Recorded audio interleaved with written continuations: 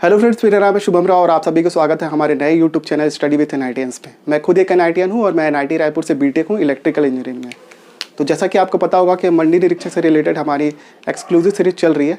अगर आपने previous lectures नहीं देखे तो आप ऊपर जाइए, आई बटन पर आपको वीडियो का लिंक मिल जाएगा। आप लिंक पर टैप करके पहले उन वीडियोज़ को देखिए, उसके बाद इस लेक्चर में आएंगे तो आपको चीज़ें ज़्यादा क्लियर होंगी। इसके अलावा हमारी एसीएफ एग्जामिनेशन से रिलेटेड भी वीडियो सीरीज लगातार चल रही है। अगर आपने प्रीवियस लेक्चर्स नहीं देखे हैं तो आप ऊपर जाइए, आपको एसीएफ एग्जामिनेशन का एक प्लेलिस्ट मिल जाएगा। आप लिंक पर टैप करके उन वीडियोस को भी देख सकते हैं। इसके अलावा कई सारे लोग मुझसे पूछ रहे थे वेरियस कॉन्टैक्ट मीडियम लाइक आपके फेसबुक, व्हाट्सएप, ट्विटर और इंस्टाग्राम के थ्रू कि आप कंप्यूटर के अलावा दूसरे सब्जेक्ट भी पढ़ाते हैं।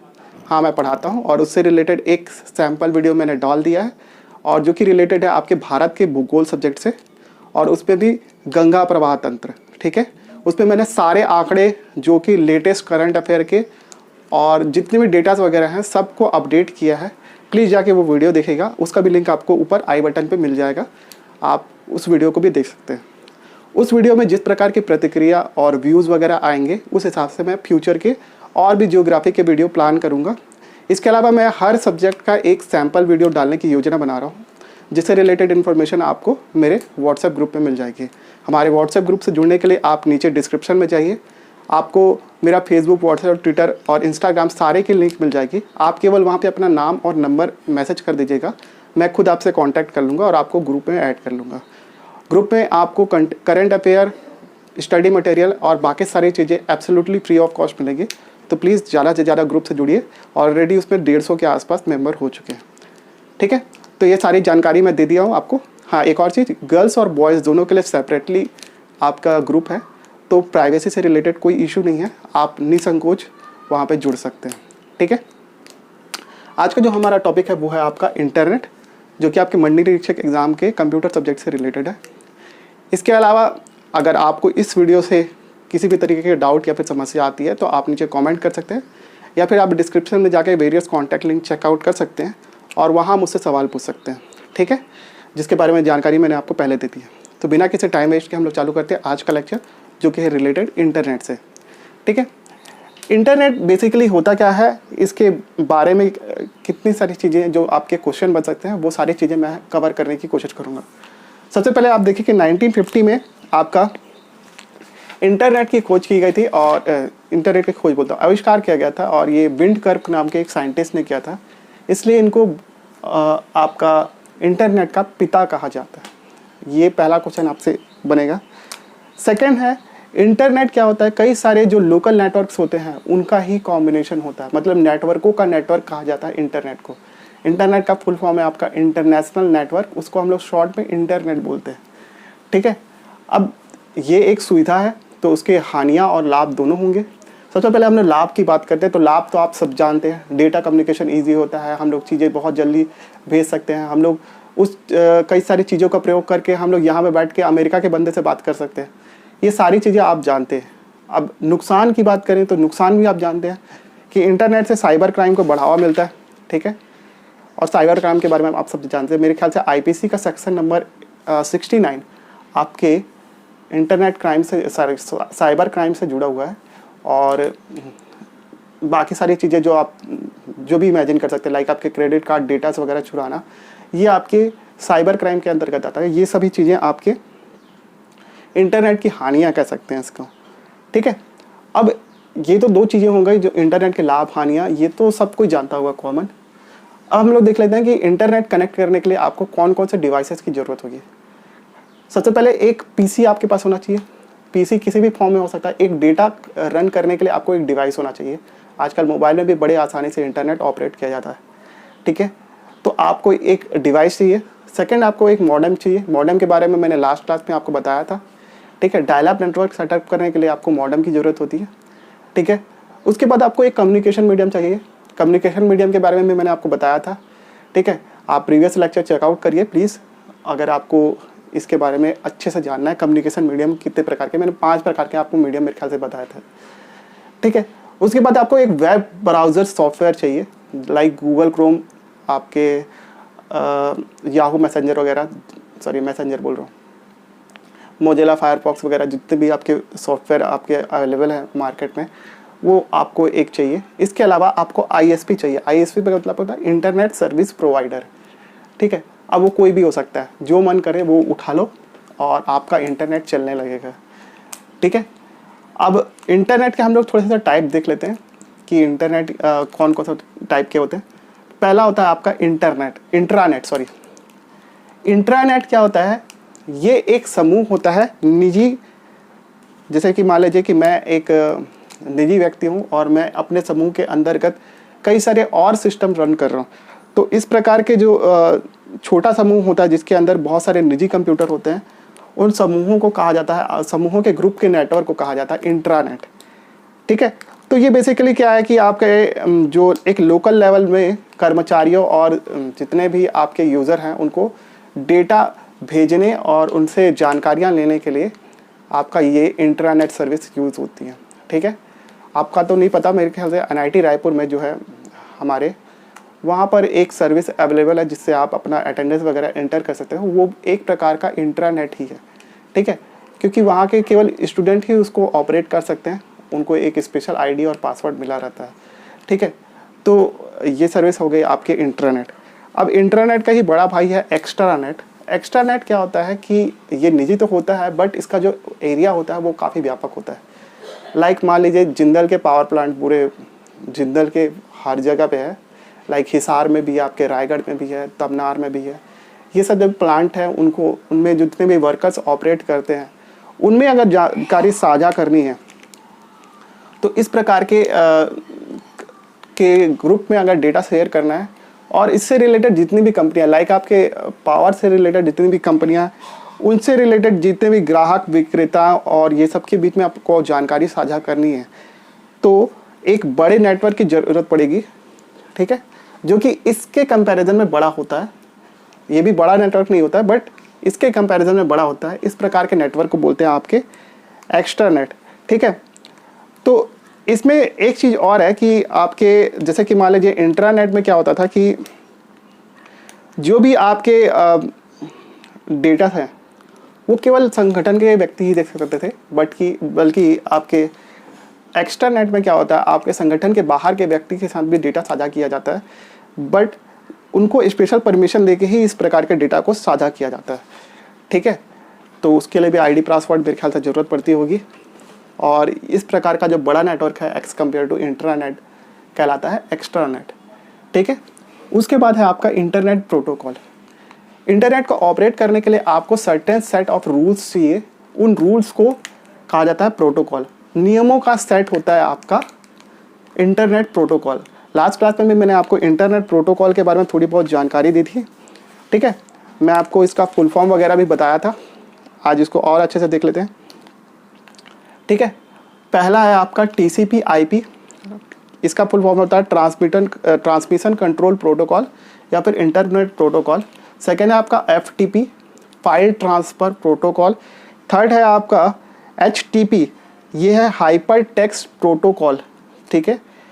उसके बाद हाइपर टेक्स्ट ट्रांसफ़र प्रोटोकॉल। उसके बाद है आपका HTML। HTML का फुल फॉर्म है हाइपर टेक्स्ट मार्कअप लैंग्वेज, ठीक है। और मेरे ख्याल से अभी ये किसी एग्ज़ाम में पूछा था, मेरे ख्याल से स्टेट इंजीनियरिंग सर्विसेज में ये क्वेश्चन आया था, HTML या फिर HTTP का फुल फॉर्म, ये दोनों में से कोई एक क्वेश्चन आया था, ठीक है। इसके बाद है टेलनेट। टेलनेट प्रोटोकॉल क्या होता है, एक कंप्यूटर से दूसरे कंप्यूटर में, मैं टेलनेट प्रोटोकॉल नहीं, मैं FTP के बारे में बता रहा हूँ। FTP का यूज़ कैसे किया जाता है, एक कंप्यूटर से दूसरे कंप्यूटर में फाइल को ट्रांसफ़र करने के लिए, फाइल ट्रांसफ़र प्रोटोकॉल है का यूज़ किया जाता है। किसका? FTP प्रोटोकॉल का। एक कंप्यूटर से दूसरे कंप्यूटर में फाइलों को ट्रांसफ़र करने के लिए FTP प्रोटोकॉल का यूज़ किया जाता है, ठीक है। उसके बाद है आपका यूज़नेट, ठीक है। इसके बाद है पॉइंट टू पॉइंट प्रोटोकॉल। उसके बाद है वायरलेस एप्लीकेशन प्रोटोकॉल, ठीक है।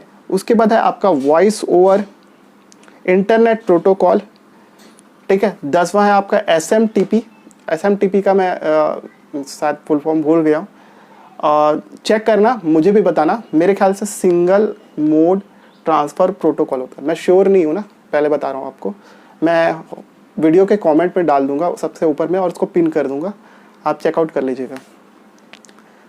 उसके बाद है POP, पोस्ट ऑफिस प्रोटोकॉल। ठीक है, तो आपको ये प्रोटोकॉल्स के केवल नाम याद रखने हैं और इनका फुल फॉर्म याद रखना है। इसके अलावा इस टॉपिक का कोई यूज़ नहीं है आपके क्वेश्चन से रिलेटेड, अंदर कोई यूज़ होगा मेरे को नहीं पता। इसके बाद कुछ टर्मिनोलॉजी हैं आपके जो आपको इंटरनेट में सुनने को मिलती होगी। सबसे पहले आपका www का फुल फॉर्म होता है वर्ल्ड वाइड वेब। ठीक है, और बेसिकली ये एक सर्वर प्रणाली है जिसके थ्रू सारी जानकारियाँ एकत्रित की जाती हैं। सारी प्रकार की जानकारियाँ एवं साझा शेयर और संचार कर ट्रांसमिट करने के लिए और शेयर करने के लिए www का प्रयोग किया जाता है। आप मेरे को कमेंट में ज़रूर बताइएगा कि www का आविष्कार किसने किया था। ये ऑलरेडी मैंने पढ़ा दिया है, आप प्लीज़ जाके वीडियो चेकआउट करिएगा। ठीक है, इसके बाद है सेकंड आपका वेब पेज। वेब पेज क्या है कि आपके वेबसाइट में क्या होता है, कई सारे पेजों का एक कलेक्शन होता है। ठीक है, उसी वेबसाइट के एक सिंगल पेज को कहा जाता है आपका वेब पेज। ठीक है, और जो जैसे कि मैंने बताया आपको, सॉरी इसमें वेबसाइट पहले दिया हुआ है, मैं उल्टा लिख दिया, वेबसाइट पहले। तो वेबसाइट क्या होता है, कई सारे वेब पेजों का कॉम्बिनेशन होता है। ठीक है, वेब पेज का मतलब क्या होता है, एक वेबसाइट में स्थित एक सिंगल पेज को क्या कहा जाता है, वेब पेज कहा जाता है, और इसको कस्टमाइज करते हैं अलग अलग तरीके से। ठीक है, आपने देखा भी होगा। इसके बाद है आपका ब्राउज़र सॉफ्टवेयर, नहीं लिखा गया मैंने, ब्राउज़र सॉफ्टवेयर जो भी जैसे कि मैंने आपको पहले भी बताया, यहाँ पर वेब ब्राउज़र सॉफ्टवेयर क्या करता है, आपके इंटरनेट और उपयोगकर्ता के बीच में आपका इंटरफेस का काम करता है ताकि आप कम्युनिकेट कर सके। ठीक है, तो वो एक डेफिनेशन आप ऐड कर लीजिएगा। इसके बाद आता है आपका वेब सर्वर, ऐसा सर्वर जिस पे आपका वेब पेज या फिर आपकी वेबसाइट उपलब्ध होती है उसके कहा जाता है वेब सर्वर। अगला है आपका वेब एड्रेस। ठीक है, इंटरनेट आपके जो वेब पेज का लोकेशन है उसको एक पर्टिकुलर एड्रेस में जाके सेव करके रखता है। ऐसे एड्रेसेस को कहा जाता है वेब एड्रेस, जहाँ से आप वेब पेज और वेबसाइट को एक्सेस कर सकते हैं, ऐसा एड्रेस कहलाता है आपका वेब एड्रेस। उसके बाद है डोमेन नेम। डोमेन नेम को बेसिकली आपका किसी भी वेबसाइट के आखिरी में डॉट करके लिखा जाता है। ठीक है, डोमेन नेम एक आपको कलेक्शन, एक प्रकार के आपको जैसे वेबसाइट होती है उसका एक कलेक्शन का सेटअप होता है, उसको कहा जाता है आपका डोमेन नेम। ठीक है, आपके अभी जब हम लोग पढ़ेंगे थोड़ी देर में, टेंशन मत लो डोमेन नेम के बारे में, और उससे क्वेश्चन आते हैं। अगला है आपका वेब ब्राउज़र, जिसके बारे में मैं ऑलरेडी आपको बता दिया कि आपका पेजेस को एक्सेस करने के लिए वेब ब्राउज़र का प्रयोग किया जाता है। ठीक है, तो इतनी सारी चीज़ें आपको इंटरनेट के बारे में अभी जाननी थी। इसके बाद थोड़ी सी चीज़ें और है जिसको हम लोग थोड़ी देर में देखेंगे। तो चलिए इंटरनेट से जुड़ी हुई कुछ और फैक्ट्स के ऊपर चर्चा करें। जैसा कि मैंने आपको पहले लास्ट में बताया था कि आपको डोमेन नेम के बारे में मैं आपको बताने वाला हूँ। तो ये रहा आपका डोमेन नेम। एक एक करके हम लोग सारे डोमेन नेम के बारे में चर्चा करेंगे। सबसे पहले आपका वेबसाइट के आखिरी में डोमेन नेम का प्रयोग किया जाता है, आपके डॉट करके उसके बाद में लिखा जाता है आपका डोमेन नेम। सबसे पहले आपका www लिखा जाता है, उसके बाद वेबसाइट का नाम लिखा जाता है, उसके बाद डॉट करके आपका डोमेन नेम लिखा जाता है। डोमेन नेम बताता है कि आपका वेबसाइट किस चीज़ से जुड़ी हुई है, उसके बारे में आपको जानकारी प्रदान करता है। ठीक है, जैसे .info लिखा है, मतलब इन्फो का मतलब होता है इन्फॉर्मेशन, सूचना से रिलेटेड ये एक वेबसाइट होगी। उसके बाद है आपका .com। .com मतलब एक कमर्शियल वेबसाइट है, इसलिए इसको वाणिज्यिक संस्थान या फिर कमर्शियल वेबसाइट है इसका नाम, इसलिए इसको .com लिखा गया है। .gov का मतलब है कि आपका ये गवर्नमेंट ऑर्गेनाइजेशन है, शासकीय संगठन है। .edu का मतलब लिखा है कि ये एक शैक्षणिक संगठन है, एजुकेशनल ऑर्गेनाइजेशन है। उसके बाद लिखा है .net, ये एक नेटवर्क संसाधन से रिलेटेड आपका एक नेटवर्क होगा। इसके बाद लिखा है .org, ये नॉन प्रॉफिट ऑर्गेनाइजेशन या फिर गैर लाभकारी संगठन का डोमेन नेम है। इसके बाद आता है .in, in का मतलब इंडिया। .us का मतलब होता है यूनाइटेड स्टेट। .ac का मतलब है एकेडमिक्स। .big का मतलब है आपका बिजनेस ऑर्गेनाइजेशन, MIL का मतलब है आपका सैनिक संगठन से रिलेटेड ये एक वेबसाइट है, ठीक है। तो आपको ये वेबसाइट नेम जरूर याद रखना है, क्योंकि डोमेन नेम के बारे में जरूर याद रखना है, क्योंकि इससे रिलेटेड क्वेश्चन आपको एग्जाम में पूछे जा सकते हैं, ठीक है। इसके बाद है आपका इंटरनेट कौन कौन सी सर्विसेज प्रोवाइड करता है, सबको पता है यार, इसमें कोई नया चीज़ नहीं है। जैसे आप चैटिंग भी करते हो, ईमेल भी करते हो, वीडियो कॉन्फ्रेंसिंग भी करते हो, ई लर्निंग भी करते हो, ई बैंकिंग भी करते हो, ई शॉपिंग भी करते हो, रिजर्वेशन, सोशल मीडिया और आपके ई कॉमर्स से रिलेटेड भी सारी सरकार की सर्विसेज आपको इंटरनेट पे मिलती है। इसके अलावा जो भी मिले आप डाल दो इसमें, ठीक है। मतलब कुछ भी मत डालो जो रिलेटेड सर्विस आपको इंटरनेट प्रोवाइड करता है, ठीक है। इसके बाद आपका वायरलेस टेक्नोलॉजीज अभी कौन कौन सी अवेलेबल है वो हम लोग देखते हैं। सबसे पहले आपका WiMAX लिखा हुआ है मैंने वहाँ पे, WiMAX क्या है, विभिन्न शहरों एवं देशों के बीच में इंटरनेट स्थापित हेतु ये है सर्विस है आपका WiMAX। इसकी जो स्पीड होती है वो 30 Mbps होती है, नेटवर्क की स्पीड ना, डाउनलोडिंग की स्पीड नहीं, 30 Mbps स्पीड होती है WiMAX की। उसके बाद है आपका WLL, ठीक है। और ये लोकल लेवल पे आपका इंटरनेट फैसिलिटी प्रोवाइड करने के लिए WLL का यूज़ किया जाता है। इसका फुल फॉर्म है आपका वायरलेस लोकल लूप, ठीक है। इसके बाद है आपका ब्लूटूथ। इसमें आपका रेडियो वेव के द्वारा आपका 100 मीटर की दूरी तक, आपका 100 मीटर कुछ ज़्यादा ही नहीं बोल दिया, 100 मीटर तक आपका डेटा को ट्रांसफ़र किया जा सकता है ब्लूटूथ के द्वारा। ऐसा लिखा है बुक में, मेरे ख्याल से 10 मीटर से ज़्यादा तो ब्लूटूथ काम नहीं करता। अब लिखा है तो लिखा है, अब मैं नहीं कह सकता उसमें, आप मेरे से तर्क मत करिएगा। इसके बाद है आपका वाईफाई के बारे में आप लोग जानते हो, ये 100 मीटर तक लगभग 100 Mbps की गति से कार्य करता है। इसमें भी 100 मीटर लिखा है, बहुत मेरे ख्याल से 20 से 30 मीटर काफ़ी होगा वाईफाई के लिए, ठीक है।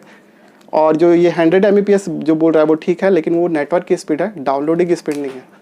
मेरे पास जो वाईफाई है वो उसमें लगभग 1 से 1.5 Mbps की स्पीड आती है, तभी आपके लिए वीडियो अपलोड हो पाता है, ठीक है। अभी कुछ दिन से बारिश तूफान की वजह से वो भी सर्विस ढंग से नहीं चल पा रही है। उसके बाद है आपका WAP मतलब वायरलेस एप्लीकेशन प्रोटोकॉल। इसके बारे में मैंने ऑलरेडी आपको जानकारी दे दी, बस इसमें नाम लिखा हुआ, एक RS-32 है और ये क्या है मेरे को भी नहीं पता, ठीक है। तो इतनी प्रकार के हमारे पास वायरलेस टेक्नोलॉजी है। कुछ फैक्ट्स लिखे हुए हैं, जैसे भारत में इंटरनेट का जो मतलब स्थापना विकास जो है वो आपका 15 अगस्त 1995 को किया गया था, और ये सर्विस प्रोवाइड की गई थी BSNL द्वारा, विदेश संचार निगम लिमिटेड द्वारा। ये फैक्ट आपको याद रखना चाहिए और ये आता है एग्ज़ाम में, ठीक है। छत्तीसगढ़ गवर्नमेंट ने एक खुद का अपना लोकल नेटवर्क स्थापित किया जिसका नाम है स्वान का फुल फॉर्म है स्टेट वाइड एरिया नेटवर्क, ठीक है। कुछ और फैक्ट्स मैं आपको बता देता हूँ ऐसे ही ओरली, जैसे कि विश्व का पहला इंटरनेट नेटवर्क था ARPANET का नाम लिख देता हूँ, ARPA ARPANET, ठीक है।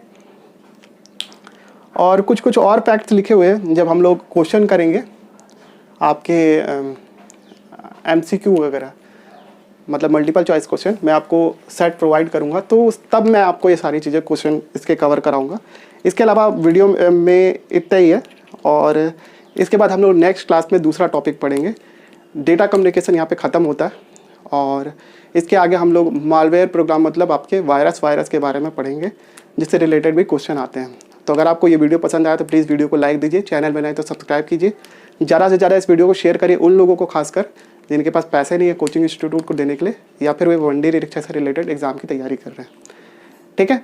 इसके अलावा ज़्यादा से ज़्यादा मैं आपको बोल रहा हूँ कि ग्रुप से जुड़िए और दूसरे लोग को भी जुड़ाइए, ताकि एक लार्जर कम्युनिटी बन सके और हम लोग चीज़ें आपस में शेयर कर सकें, ठीक है। तो उससे सभी को फ़ायदा होगा। तो प्लीज़ बॉयज़ एंड गर्ल्स के लिए सेपरेट ग्रुप है, जैसा कि मैंने आपको पहले बताया, प्लीज़ ग्रुप से जुड़िए, मैं आपसे यही रिक्वेस्ट करता हूँ, ठीक है। So thank you so much for watching this video, have a good day.